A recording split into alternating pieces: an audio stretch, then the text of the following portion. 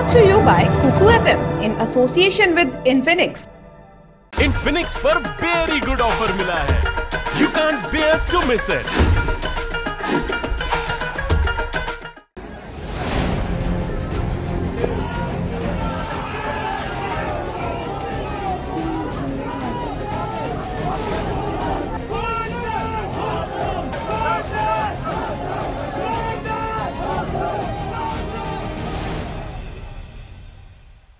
जो अभी तक भारतीय उपमहाद्वीप तक महदूद था, अब 7 समंदर पार पहुंच गया है।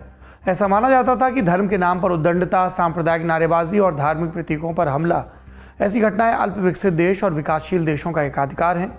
पर यह ताना बाना अब टूट रहा है। सांप्रदायिकता की आग अमेरिका और यूरोप तक भी पहुंच चुकी है। हालिया मामला इंग्लैंड के लेस्टर का है। अगस्त 2022 में भारत पाकिस्तान क्रिकेट मैच से शुरू हुआ तनाव हिंदू मुस्लिम दंगे में बदल चुका है। रैलियां निकल रही हैं, नारेबाजी हो रही, झंडे जलाए जा रहे हैं और पुलिस कर रही है गिरफ्तारी। इस घटना पर भारतीय उच्चायोग ने भी बयान जारी किया है। तो आज हम जानेंगे लेस्टर दंगों की पूरी कहानी क्या है और एक क्रिकेट मैच से शुरू हुई तकरार सांप्रदायिक झगड़े तक कैसे पहुंची।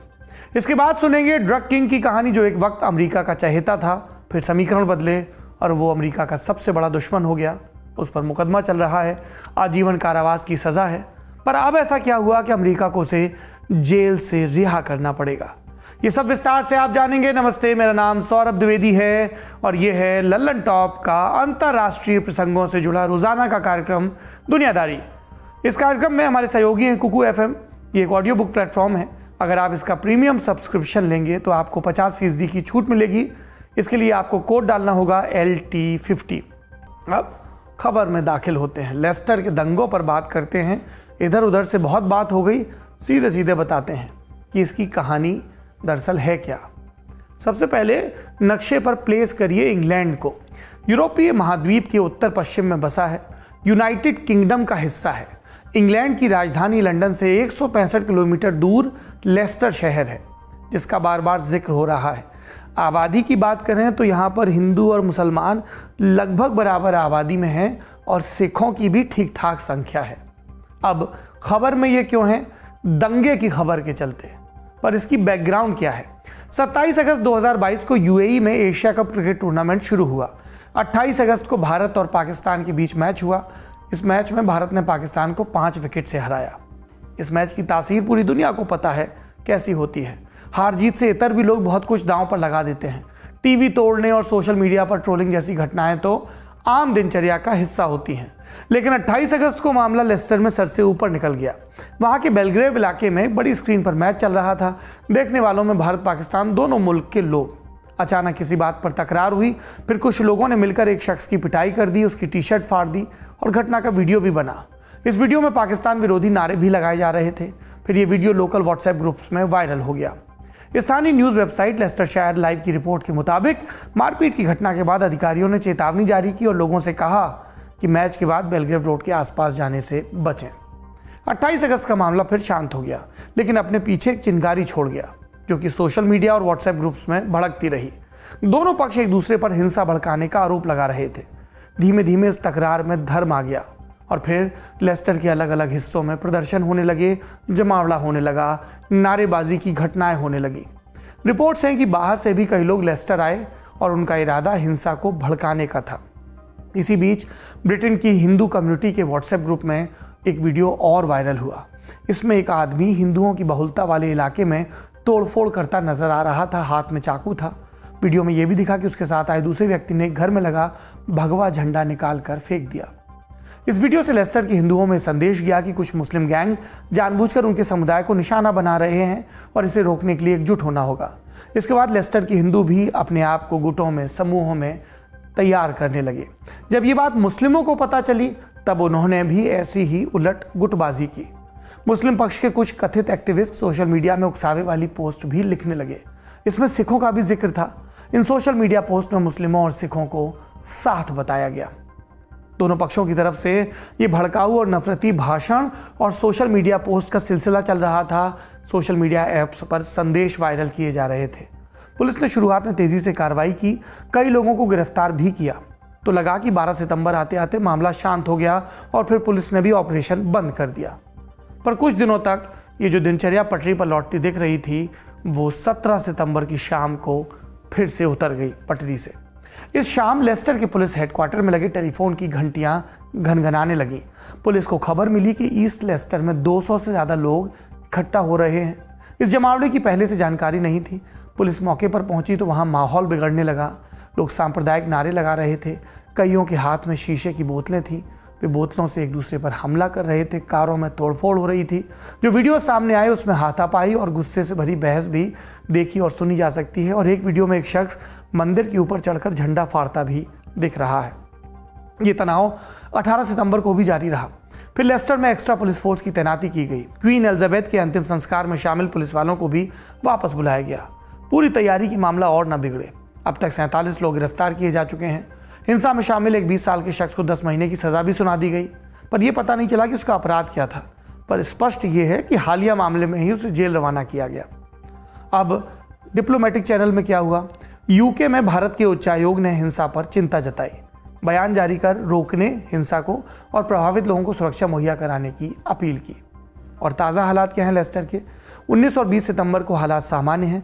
हिंदुओं और मुस्लिमों का एक बड़ा धड़ा इस हिंसा से चिंतित है। फेडरेशन ऑफ मुस्लिम ऑर्गेनाइजेशंस ने बयान जारी कर शांति बरतने की अपील की है। लेस्टर की बहुसंख्यक हिंदू मुस्लिम आबादी की चिंता माहौल बिगाड़ने की कोशिश कर रहे कुछ कट्टर लोगों और संगठनों को लेकर है।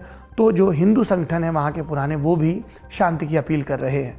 लेस्टर और पूरे इंग्लैंड में भारत और पाकिस्तान के लोग दशकों से रहते आ रहे हैं। उनके बीच अमूमन दोस्ती का रिश्ता रहा है, लेकिन पिछले कुछ वक्त से ये समीकरण बिगड़ता दिख रहा है। लोग ज़्यादा उग्र हुए हैं, कट्टरता बढ़ी है। पहले काम से काम रखते थे, अब राजनीतिक और धार्मिक पहलुओं में उनकी दिलचस्पी कई गुना बढ़ गई है। इसके पीछे की वजह क्या है?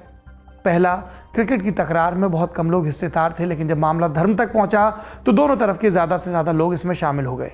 जानकारों की माने तो धर्म वाले फैक्टर ने लोगों को अपनी तरफ खींचा, और ये आगे वाले समय में किस तरह के ट्रेंड्स हो सकते हैं उसका भी एक संकेतक है।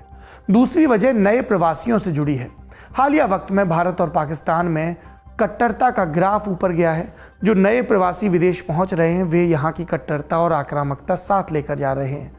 अभी वाली घटना में भी इसका साफ असर दिख रहा है। तीसरी वजह प्रधानमंत्री नरेंद्र मोदी से जुड़ी बताई गई। ब्रिटेन की और लेस्टर की स्थानीय मीडिया ने लिखा इस घटना के बाद कि 2014 और 2019 में भाजपा की जीत के बाद लेस्टर में भारतीय समुदाय ने जमकर जश्न मनाया। दुनिया के कई देशों में ये संदेश गया कि मोदी के आने के बाद भारत में मुस्लिमों के खिलाफ हिंसा बढ़ी है। इसको लेकर उनके भीतर गुस्सा भी है। ये स्थानीय मीडिया का विश्लेषण है। लेस्टर में भारत पाकिस्तान के लोगों के बीच अतीत में क्या रिश्ते रहे हैं, हालिया हिंसा की वजहें क्या हैं और अभी लेस्टर का हाल क्या है, इन सवालों का जवाब हमने वरिष्ठ पत्रकार राजेश जोशी से पूछा। राजेश कई बरस तक लंदन में रह चुके हैं, बीबीसी के लिए काम करते थे। उन्होंने वहाँ मौजूद कई स्थानीय पत्रकारों से भी बात की। सुनिए उनका आकलन। मैंने लेस्टर में हमारे एक मित्र रहते हैं, उनसे अभी कुछ ही देर पहले बात की। उनका परिवार लेस्टर में रहता है और वो वहीं पैदाइश उनकी वहीं की है। हालांकि वो हिंदुस्तानी हैं, गुजराती हैं, यहाँ से उनके फोरफादर्स चले गए थे। उनसे मैंने पूछा कि जो यूट्यूब में या वीडियोस जो दिख रहे हैं कि एक पूरा हुजूम नारे लगाते हुए जा रहा है और क्लैशेस हो रहे हैं, इनकी सच्चाई क्या है। तो उन्होंने कहा कि हिंदू और मुसलमान, पाकिस्तानी और हिंदुस्तानी लेस्टर ही नहीं, इंग्लैंड के तमाम शहरों में साथ शाना बशाना बरसों से रहते चले आए हैं। कभी उनमें कोई झगड़ा नहीं हुआ, कोई क्लैश नहीं हुआ। और आज भी जो ये नारे लगाने वाले लोग दिख रहे हैं, ये लोकल जो लोकल बाशिंदे हैं वो नहीं हैं, ये बाहर से आए हुए लोग हैं। जिस तरह से ये वीडियोस आ रहे हैं और उसमें नारे लगाते हुए लोग दिख रहे हैं, ऐसा लगता है कि ये बहुत ही ऑर्गेनाइज तरीके से किया जा रहा है। मुझे याद है मैं 2001 या 2 में लंदन चला गया था और मैं उस वक्त वहाँ गया था जब अमेरिका ने अफ़गानिस्तान पे हमला किया था, तोड़ा बोड़ा पे हमला हुआ था। एक अजीब किस्म का एक माहौल था, इस्लामोफोबिया की बात तब हो रही थी। उस वक्त कुछ ऐसे कैरेक्टर्स थे यूके में, इंग्लैंड में, ख़ास तौर पे लंदन में, जो इस्लामिस्ट फोर्सेस, जो बिल्कुल राइट विंग इस्लामिक फोर्सेस थी, उनको रिप्रेजेंट करते थे। जैसे उमर बकरी मोहम्मद, एक मेरे पास नाम लिखा हुआ है, उनका नाम बार बार आता था। एक अबू हमज़ा अल मसरी होते थे, ये फिन्सबरी पार्क के मौलाना इमाम होते थे और ये बड़ी फायरी स्पीचेस देते थे और इस्लाम की सुप्रीमेसी की बात करते थे। खुलेआम इन पर कहीं कोई एक्शन नहीं होता था। हालांकि बाद में अरेस्ट भी हुए, इनको यूएस भेजा गया, कार्रवाई हुई, जेल हुए। उस वक्त जो हिंदू समुदाय था उसका बहुत ज़्यादा एग्रेशन इस तरह से दिखता नहीं था। अचानक कुछ बदला है यूके में, ऐसा लगता है ब्रिटेन में कुछ चीज़ें बदली हैं और कुछ चीज़ें सायास अचानक नहीं हुई हैं, ये सायास की गई हैं ऐसा लगता है।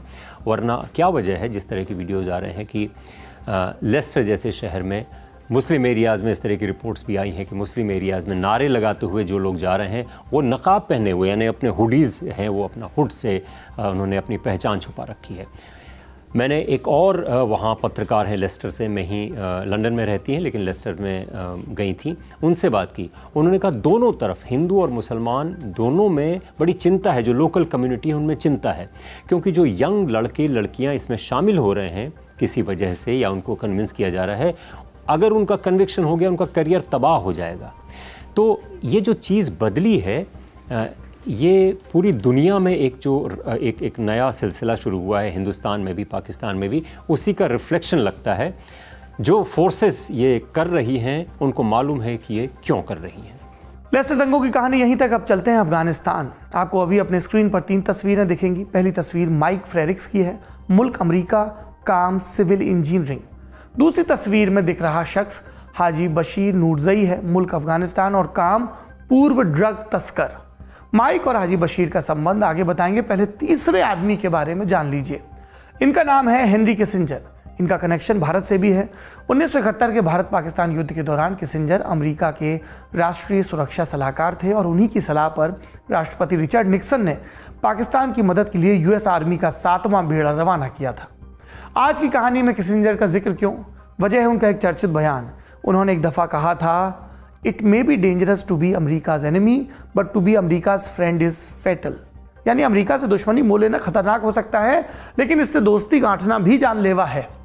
बहुत संभव है कि हाजी बशीर ने किसिंजर का बयान ना सुना हो। नतीजतन एक वक्त तक अफगानिस्तान में अमेरिका के सबसे चहेते लोगों में से एक बशीर अचानक मोस्ट वांटेड की लिस्ट में आ गया, सबसे कुख्यात ड्रग तस्कर की लिस्ट में डाला गया। फिर अदालत ने उसे आजीवन कैद की सज़ा सुनाई और जिस अपराध में हाजी बशीर को जेल में डाला गया उसमें उसकी पूरी उम्र सलाखों के भीतर कटने वाली थी। पर फिर कहानी में ट्विस्ट आया। 19 सितंबर 2022 को हाजी बशीर नूरजई काबुल के इंटरकॉन्टिनेंटल होटल में आज़ाद खड़े नजर आए, तालिबानी अधिकारियों के साथ मुस्कुराते।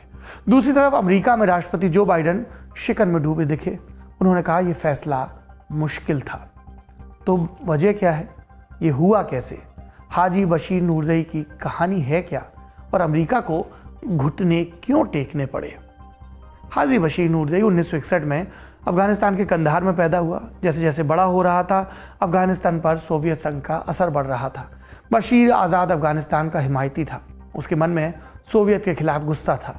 फिर साल आया 1979 का। सोवियत संघ ने अपना दबदबा बचाने के लिए अफगानिस्तान में सेना उतार दी और तब जो नाराज़ थे अफगान, उन्होंने जंग का ऐलान किया। इसमें बशीर को भी अपना गुस्सा दिखाने का मौका मिला। पर क्या बशीर सिर्फ सोवियत संघ के सिपाहियों के खिलाफ जंग लड़ रहा था? उसकी एक और कहानी चल रही थी जिसमें वो पैसों के पीछे पागल था, कम वक्त में अमीर बनना चाहता था और इसके लिए उसने अफीम की खेती भी शुरू की। हीरोइन बनाने के लिए कई लैब्स तैयार करवाई और ये धंधा चल निकला। एक वक्त में कारोबार इतना बड़ा हो गया कि अमेरिकी अधिकारी उसे एशिया में हीरोइन तस्करी का पाब्लो एस्कोबार कहने लगे थे। 1989 में सोवियत अफगान युद्ध खत्म हो गया। मुजाहिदीन वापस गांव लौट गए, कुछ आपस में लड़े और इनमें से एक मुजाहिदीन था मुल्ला उमर, जो आगे चलकर कंधार में तालिबान की नींव रखने वाला था। और बशीर, उसकी भी मुलाकात इसी दौर में मुल्ला उमर से हुई। ये दोस्ती में बदली और फिर बशीर भी तालिबान का हिमायती बन गया। उसके पास पैसा बेतहाशा था ही और मुल्ला उमर को ऐसे ही पैसे वालों की, फंडिंग करने वालों की ज़रूरत थी जिससे हथियार खरीदे जा सकें। लेकिन मुल्ला उमर को अफीम की खेती पसंद नहीं थी, तो उसने बशीर को सिर्फ इस शर्त पर अफीम उपजाने की इजाज़त दी कि वो तालिबान को पैसे देगा। कहानी आगे बढ़ती है। तालिबान अफगानिस्तान पर कब्जा कर लेता है। सबका धंधा चल रहा था, लेकिन 9/11 के हमले के बाद ये सब बदल गया। फिर अमेरिका ने अफगानिस्तान पर हमला किया। तालिबान के साथ लड़ाई में अमेरिका का पलड़ा भारी था। तालिबान को काबुल छोड़कर भागना पड़ा और तब बशीर ने फिर से साइड स्विच कर ली। वो अमेरिका का साथ देने के लिए राज़ी हो गया। उसने अमरीकियों से कहा कि मैं आपकी मदद ऐसे इलाकों में कर सकता हूं जहां पहुंचना बहुत मुश्किल होता है। यह भी कहा कि मैं छिपाए गए हथियारों और तालिबानी नेताओं का पता लगाने में भी मदद करूंगा। कुछ वक्त दोनों के बीच मामला ठीक चला, लेकिन फिर रिश्तों में आई खटास। बशीर अमरीकियों से गुस्सा गया। कई बातों पर दोनों एकमत नहीं हो पा रहे थे।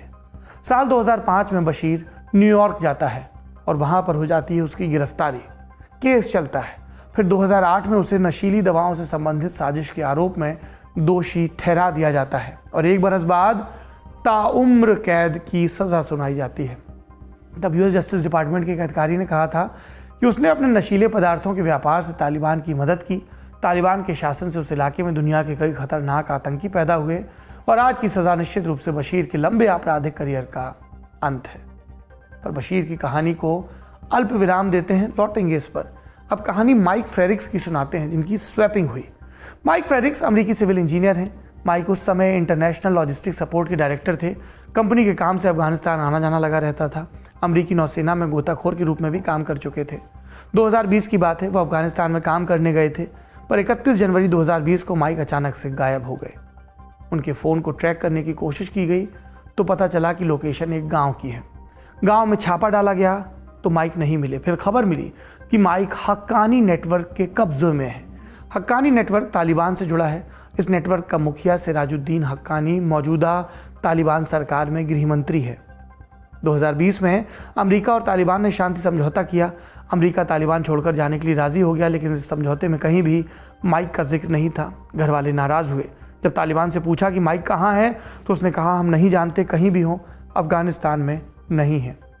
फिर 1 अप्रैल 2022 को एक वीडियो जारी हुआ जिसमें एक व्यक्ति आज़ादी की गुहार लगा रहा था और वो माइक फ्रेरिक्स था।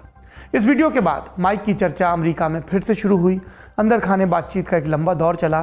तालिबान ने माना कि माइक उसके कब्जे में है और फिर 19 सितंबर 2022 को तालिबान के विदेश मंत्री अमीर खान मुत्ताकी ने माइक की वापसी की घोषणा कर दी। अब इन दोनों की कहानी जुड़ती कैसे है?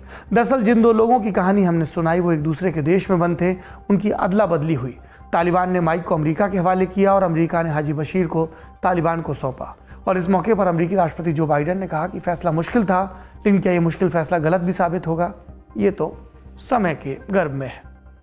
आज का दुनियादारी यहीं खत्म होता है, पर उससे पहले एक ज़रूरी सूचना। अब आप रोज़ाना लल्लन टॉप शो लाइव देख सकते हैं यूट्यूब, फेसबुक, इंस्टाग्राम, तमाम सोशल मीडिया से भी पहले। कहाँ लाइव देख सकते हैं?